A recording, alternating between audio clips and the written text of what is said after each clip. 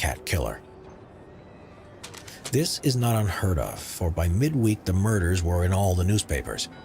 Could this have emboldened some maniac to carry out similar murders to satisfy their sick desires? Or a cunning murder to settle a score, but made to look like the Blackout Ripper to throw the police off the scent? Was it a serial killer? The intensity and modus operandi would suggest so, and London had seen serial killers before, like Jack the Ripper from 1888 to 1889, and George Joseph Smith, the Brides in the Bath murders from 1912 to 1914. With all these possibilities, the police had to put together all the pieces of the puzzle on who the Blackout Ripper was. At the scene of the attack on Greta Hayward, the attacker had left behind his gas mask case in the shop doorway. The gas mask's case carried the identifying number 525987, and RAF records revealed that it belonged to 28-year-old Officer Cadet Gordon Frederick Cummins. He was promptly arrested on Monday, February 16th at the nearby RAF barracks for the assault.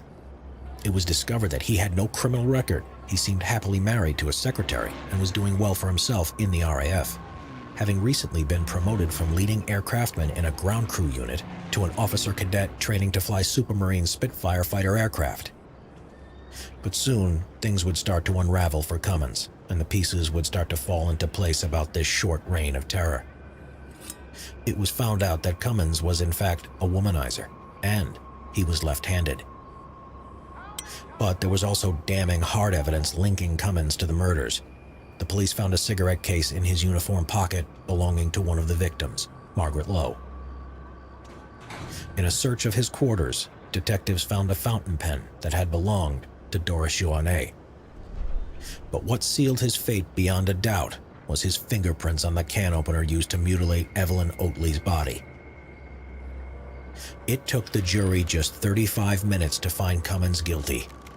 An appeal in early June 1942 was dismissed, and he was hanged at Wandsworth Prison on June 25, 1942, during an air raid. Cummins protested his innocence to the very last moment, and his wife stood by him until the end, believing he was innocent.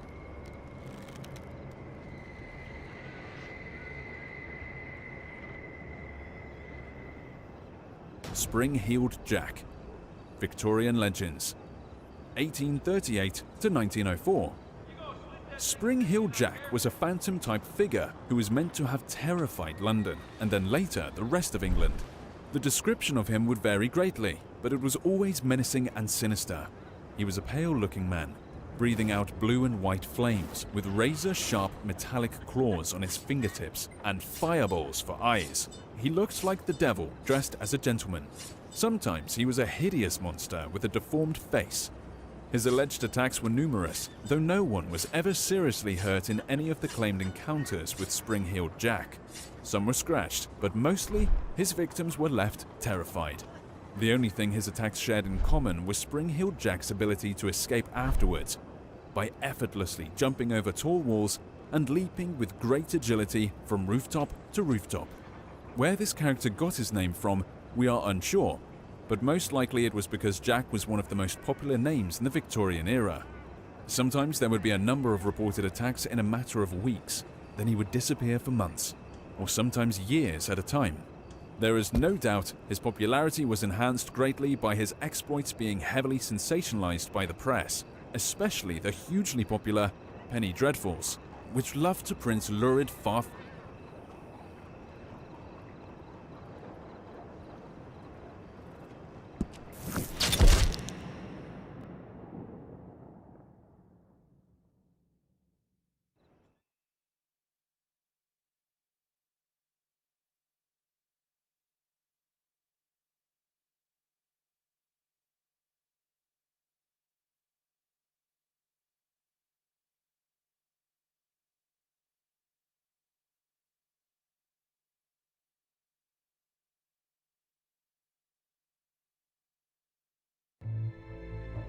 The Owl Hoot family. First off, they ain't no family. More like an unhinged congregation of the worst bastards and bitches on God's green earth. You think they look bad on this poster? Wait till you see how folks look after the families done with them. Bringing just one of these owl hoots down will not cut it here. You'll have to get all 4 of them that's on the list. They shouldn't be too far away from each other, but you'll have to do some looking. And when you get them, don't hold back.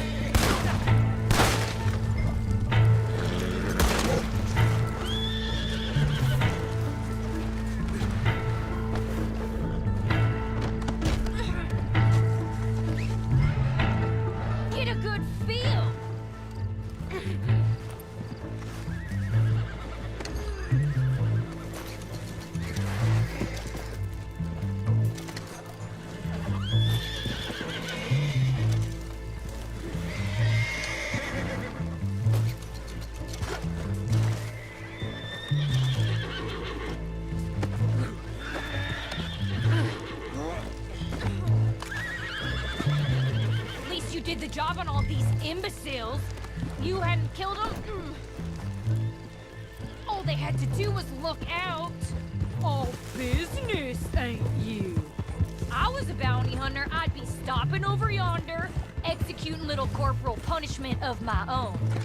Not you, though, nope. You're being a good little doggy. Ain't this...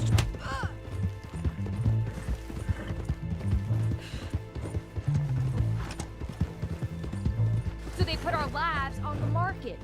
I hope you Feel free to protest your innocence. Always good for passing the journey.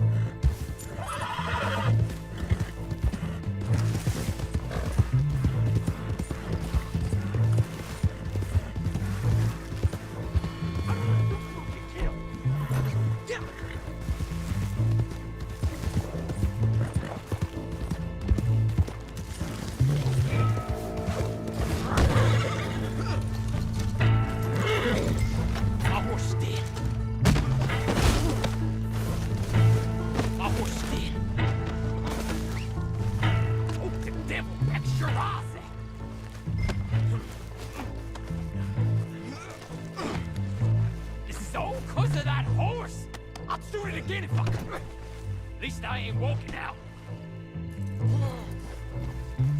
This is about the bounty, ain't it? Well, I can tell you what you can do with that bounty. You can wipe my damn ass with it and show it to the government.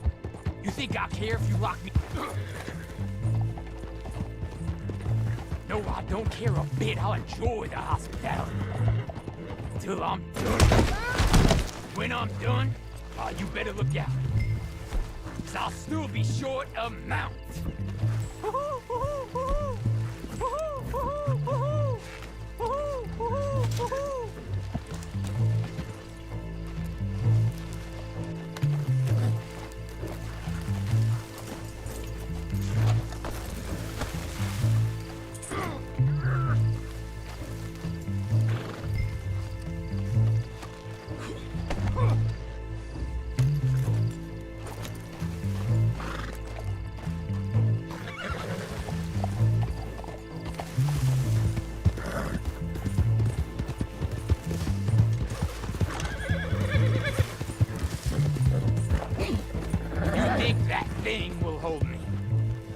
Got to see.